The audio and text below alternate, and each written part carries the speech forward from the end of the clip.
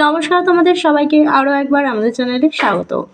আজকে তোমাদেরকে দেখাবো পঞ্চম শ্রেণীর প্রথম পর্যায়ক্রমিক মূল্যায়ন 2024 সালের রায়মার্টিন প্রশ্ন বিচিত্রা থেকে বাংলা বিষয়ে 9 ও 10 নম্বর যে সেটটি আছে আজকে তারই সমাধান করে দেবো। চলো আর দেরি না করে এবার আমরা মূল বিষয়ে চলে যাই। প্রথমেই দেখো, এক দাগে বলেছে সঠিক উত্তরটি বেছে নিয়ে লেখো। একের এক দাগে আছে থুরথুরে শব্দটির অর্থ কি? উত্তর হবে নড়বড়ে। একের দুই দাগে বলেছে বুনো হাঁস গল্পটি লিখেছেন, উত্তর হবে লীলা মজুমদার। একের তিন দাগে আছে একটি বিশেষণ পদের উদাহরণ দাও। এখানে চালাক কথাটি হলো বিশেষণ পদ। চলো এবার পরের প্রশ্নটি দেখে নিই। দুই দাগে বলেছে শূন্যস্থান পূরণ করো। হবে যার যত ফরমাস সব তুমি করো, তাতে তুমি বিমলাটি বাঁচো আর মরো। চলো এবার তিন দাগের প্রশ্নগুলো দেখে নিই। বলেছে নিচের প্রশ্নগুলির উত্তর নিজের ভাষায় লেখো। তিনের এক দাগে আছে জোয়ানরা কখন দেখে যে হাঁস দুটো উড়ে চলে গেছে। উত্তর হবে সকালের কাজ সেরে এসে তারা দেখে হাঁস দুটো উড়ে চলে গেছে।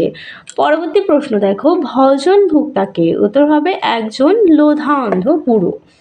পরবর্তী প্রশ্ন দেখো, ভবানী প্রসাদ মজুমদারের লেখা দুটি কবিতার বইয়ের নাম। একটি হবে ছড়াছড়ি গড়াগড়ি, আরেকটি হবে মজার ছড়া।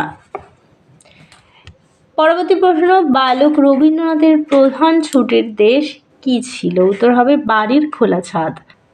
এবার দেখো, চার দাগে বলেছে এলোমেলো বর্ণগুলো সাজিয়ে শব্দ লেখো। প্রথমটি হবে পোড়ামাটি, এরপরে হবে আজগুবি, আর তিন দাগে হবে আদিবাসী।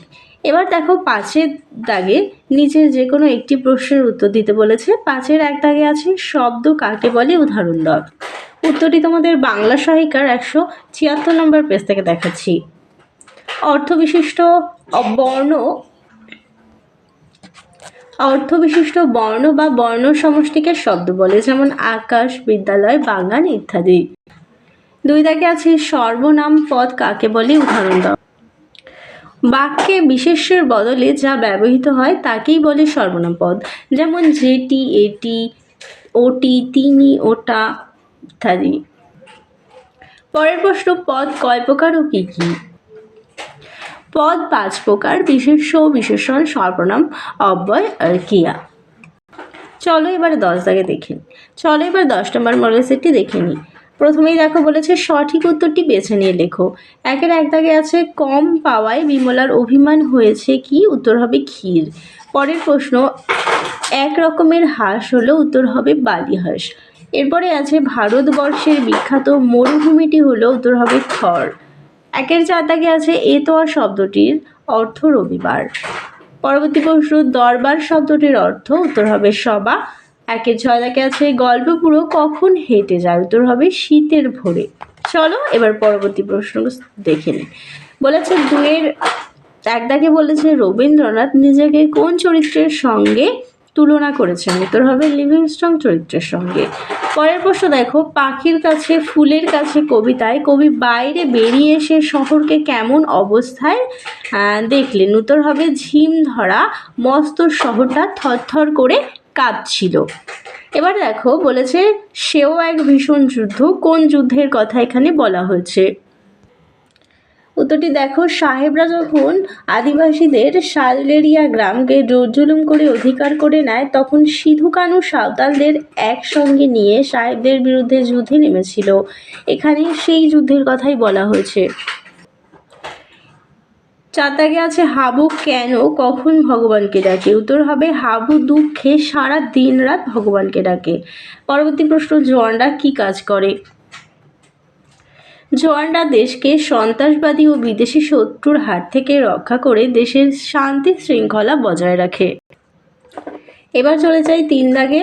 3-এর 1 দাগে আছে সজ্জন সন্ধি বিচ্ছেদ করতে বলেছে, সযুক্ত জন। এরপরে আছে খুন নিবৃত্তি, হবে খুদ যোগ নিবৃত্তি। এরপর আছে দিগন্ত, দিকযুক্ত অন্ত, আর স্বরানন, স্বরযুক্ত আনন।